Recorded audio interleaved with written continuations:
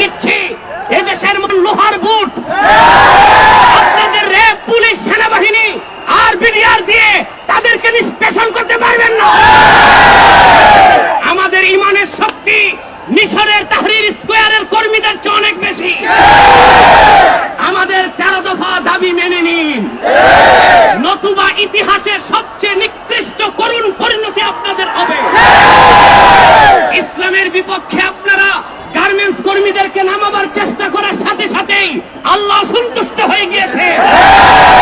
এই ধ্বংস এবং গজব আপনাদের উপর আসবে।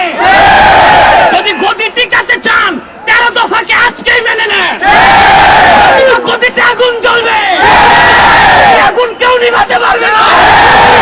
আপনার প্রভু দিল্লি বাঁচাতে পারবে না, আমেরিকা বাঁচাতে পারবে না, বাঁচাতে পারবে না।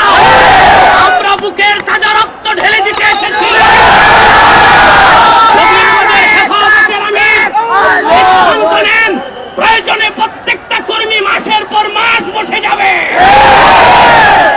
আমার কথার সারাংশ হচ্ছে 13টি দাবি পরিপূর্ণভাবে আদায় করার জন্য জানমাল উৎসর্গ করতে আমরা এসেছি। আর অতি সত্বর শাহবাগের অপসংস্কৃতি বন্ধ করুন। নষ্টা ভ্রষ্টা চরিত্রহীন কাফের মুশরিক যুবক যুবতীদেরকে দিয়ে ইসলামের বিরুদ্ধে যুদ্ধ ঘোষণা করেছেন। আমরা যুদ্ধাপরাধীর আগে ধর্মাপরাধী শাস্তি চাই। যুদ্ধাপরাধীদের শাস্তির সাথে সাথে সুদীর্ঘ 40 বছরে যারা কোরআনের বিরোধিতা করেছে, হাদিসের বিরোধিতা করেছে, সেই তাসলিমা নাসরিন, দাউদ হায়দার, রাশেদ খান মেনন, হাসানুল হক,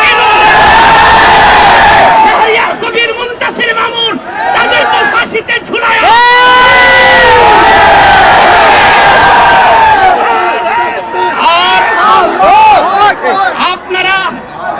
আপনারা ধৃষ্টতা দেখিয়েছেন, চরম ধৃষ্টতা। আপনারা ব্লগারদেরকে শাস্তি দিলেন না, কিন্তু ব্লগারদের বিরুদ্ধে প্রচার করার কারণে মুজাহিদ কলম সৈনিক মাহমুদুর রহমানকে গ্রেফতার করেছে। মাহমুদুর রহমানকে ছেড়ে দিন এবং আমার দেশকে প্রকাশের সুযোগ দিন, অথবা সকল বামপন্থী পত্রিকাকে আমরা নিষিদ্ধ ঘোষণা করব।